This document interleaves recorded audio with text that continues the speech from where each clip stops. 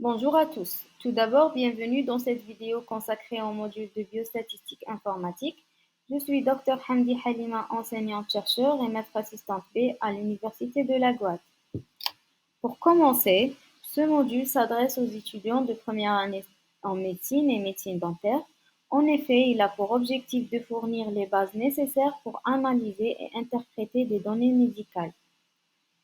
Plus précisément, ce module vise à comprendre les concepts fondamentaux des statistiques appliquées aux sciences de la santé, maîtriser les outils descriptifs tels que la moyenne, la médiane, la variance, ainsi que les représentations graphiques comme les histogrammes et les diagrammes, appliquer les méthodes statistiques pour analyser des données médicales ou biologiques et interpréter les résultats dans un contexte clinique ou épidémiologique.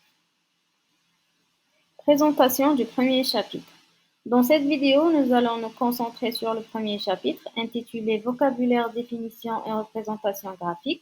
Ce chapitre est divisé en deux parties principales. La première partie aborde les étapes d'une démarche statistique, ainsi que les notions de base et terminologie. La deuxième partie traite les tableaux statistiques et les représentations graphiques.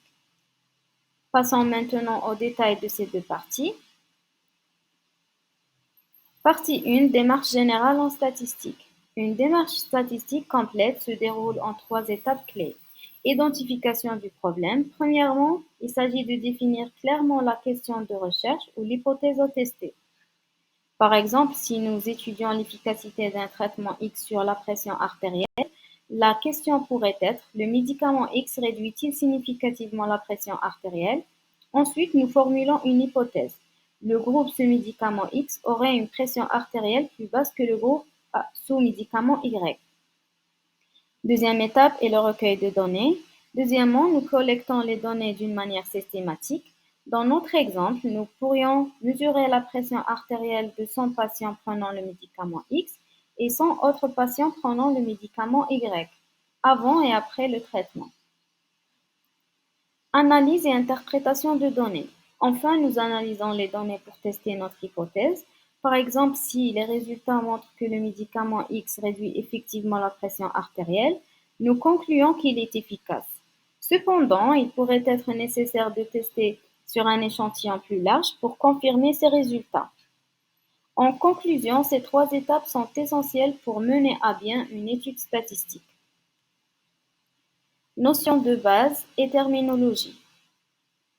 Maintenant, définissons quelques termes fondamentaux. Ensemble, il s'agit d'une collection d'éléments partageant des caractéristiques communes. Population, c'est l'ensemble complet des individus ou d'objets que l'on souhaite étudier. Échantillon, il représente un sous-ensemble de la population sélectionnée de manière aléatoire ou méthodique.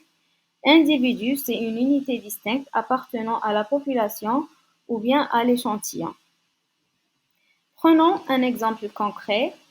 Ensemble, c'est toutes les personnes vivant dans un pays. Population, c'est tous les adultes âgés de 40 à 60 ans résidant dans une région donnée. Échantillon, c'est 500 adultes sélectionnés aléatoirement parmi cette population. Individu, c'est chaque adulte inclus dans l'échantillon pour lequel on mesure des paramètres comme la pression artérielle, l'âge et le poids. En outre, il est important de distinguer les types de variables. Variables quantitatives, mesurables, discrètes, prenant des valeurs entières, comme le nombre de consultations, continues, prenant des valeurs réelles, comme la pression artérielle. Variables qualitatives non mesurables, nominales sans ordre, comme le groupe sanguin, ordinales avec ordre, comme le stage de cancer TNM. Enfin, parlons des effectifs et des fréquences. Effectif, c'est le nombre d'individus correspondant à une modalité donnée. Les effectifs simples, c'est les effectifs définis précédemment. Effectifs cumulés, croissants, c'est la somme des effectifs jusqu'à une modalité, par exemple au plus. Et décroissant, c'est la somme des effectifs à partir d'une modalité en moins. Les fréquences, c'est la proportion d'individus pour une modalité, souvent exprimée en pourcentage. Voici quelques notations mathématiques pour l'effectif cumulé croissant et décroissant, fréquence et fréquence en pourcentage. Partie 2. Représentation de données. Avant la représentation graphique des données, il est crucial de les organiser dans un tableau statistique.